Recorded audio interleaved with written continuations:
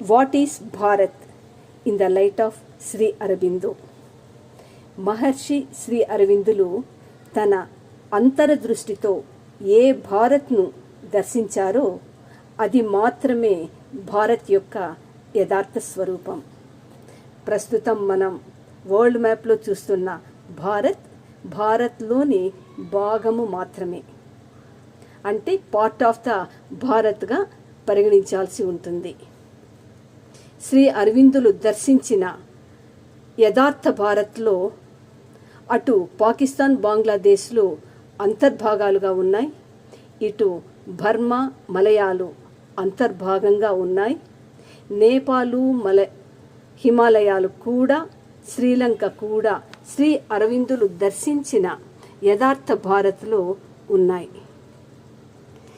శ్రీ అరవిందులు భారత్ను భరతమాతగా దర్శించారు, ఒక సచ్చీలత గల పవిత్ర దేవతగా దర్శించారు.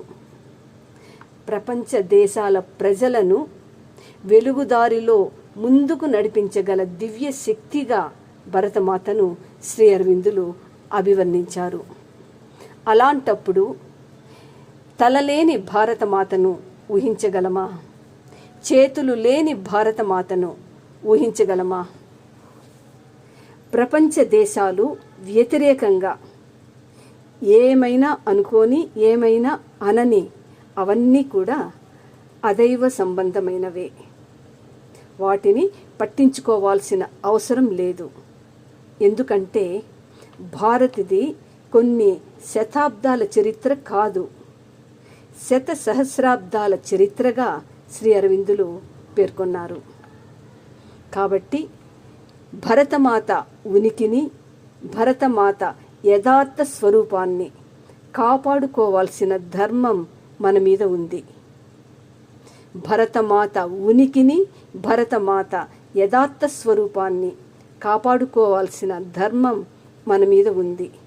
అఖండ భారత్ మనం సాధించాల్సిన మన ప్రథమ లక్ష్యం. అఖండ భారత్ మనం సాధించాల్సిన మన ప్రథమ లక్ష్యం.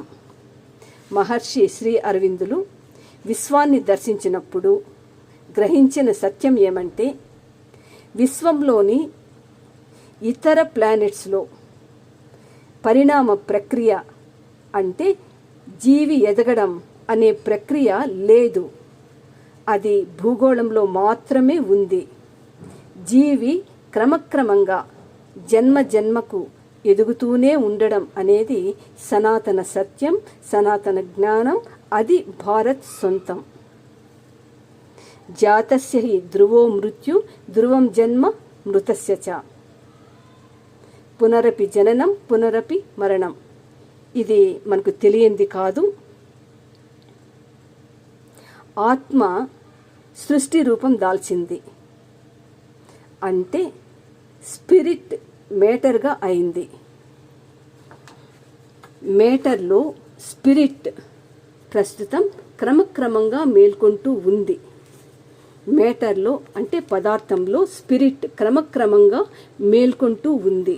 మనం గట్టిగా ప్రయత్నిస్తే అధికంగా మేల్కోగలము అన్న సత్యాన్ని శ్రీ అరవిందులు మనకు అందించారు.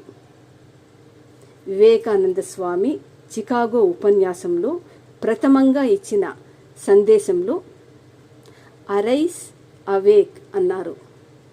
దాని అర్థం ఏమంటే, యథార్థానికి శరీరాన్ని ధరించిన ఆత్మలము మనము. యథార్థానికి శరీరాన్ని ధరించిన ఆత్మలము మనము. ఆ సత్యస్పృహలోకి మనం మేల్కోవాలి. మనము ఎంతెంతగా మేల్కొంటే అంతంతగా మహోన్నత స్థాయికి ఎదగగలము. మేల్కొన్నప్పుడు మాత్రమే మహోన్నత స్థాయికి ఎదగగలము. మేల్కొంటూ జీవించడమే సనాతన ధర్మం. మనస్సు యొక్క అపరిపక్వ దశలో ఉన్న మనస్సు అధీనంలో పడి, అపరిపక్వ దశలో ఉన్న మనస్సు అధీనంలో పడి ప్రపంచ దేశాలు ఎలా కొట్టుమిట్టాడుతున్నాయో చూస్తున్నాం.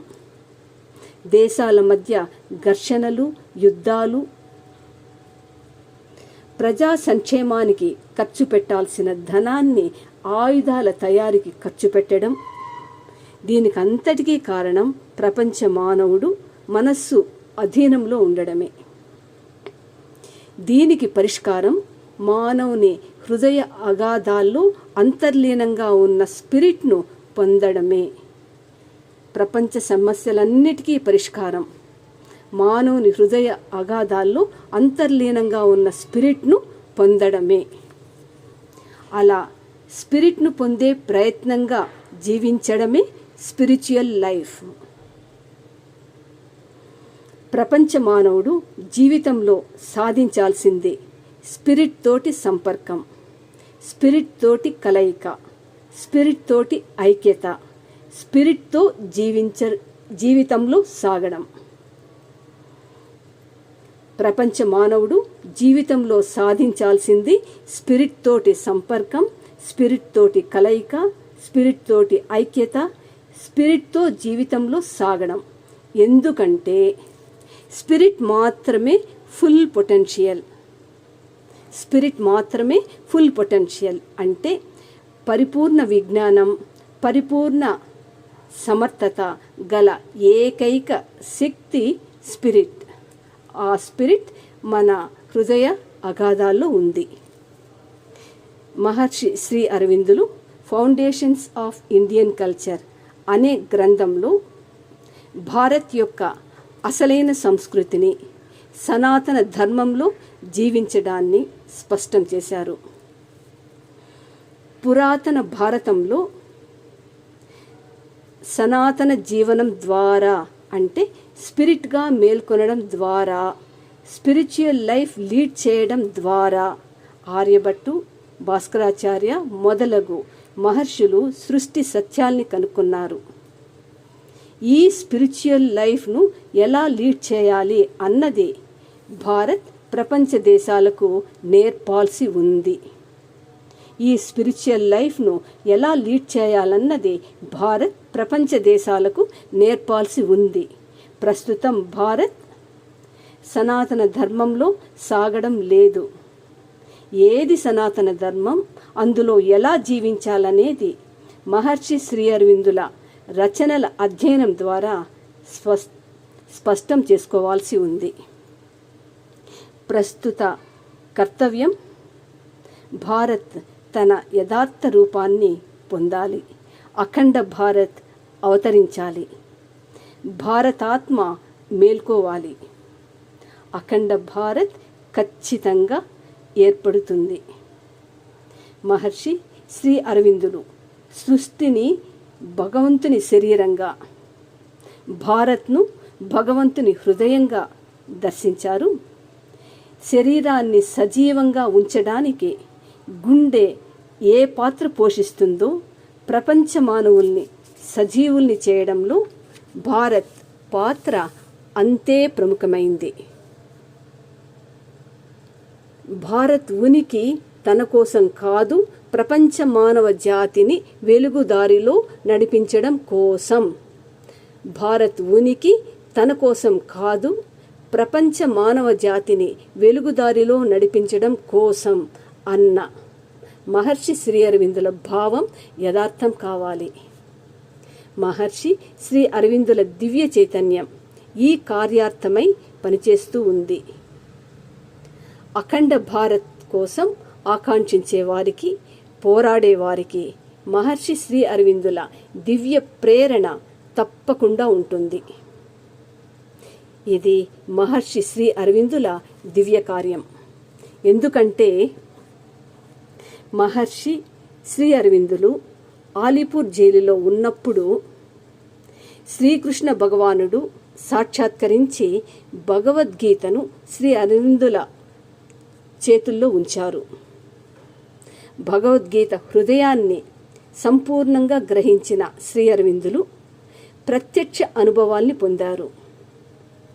తన తదుపరి కర్తవ్యాన్ని ఆదేశింపుమని కృష్ణ పరమాత్మను శ్రీ అరవిందులు ప్రార్థించినప్పుడు అప్లిఫ్ట్మెంట్ ఆఫ్ ఇండియా అంటే భారత్ను ఉన్నత స్థాయికి తీసుకురావడం తొలి కర్తవ్యంగా, ప్రపంచ దేశాలకు సనాతన ధర్మాన్ని అందించడం తదుపరి కర్తవ్యంగా శ్రీకృష్ణ పరమాత్మ ఆదేశించారు. మహర్షి శ్రీ అరవిందుల చైతన్యం ప్రస్తుతం ఈ కర్తవ్య నిర్వహణలో ఉంది. సాక్షాత్తు కృష్ణ భగవంతుడు మహర్షి వర్యులకు భారత్ పునర్జీవనం కార్యం అప్పగించారంటే ఎంతటి ఆవశ్యకమైన దైవ కార్యమో ఇది భారతీయులుగా మనం గ్రహించాల్సి ఉంది.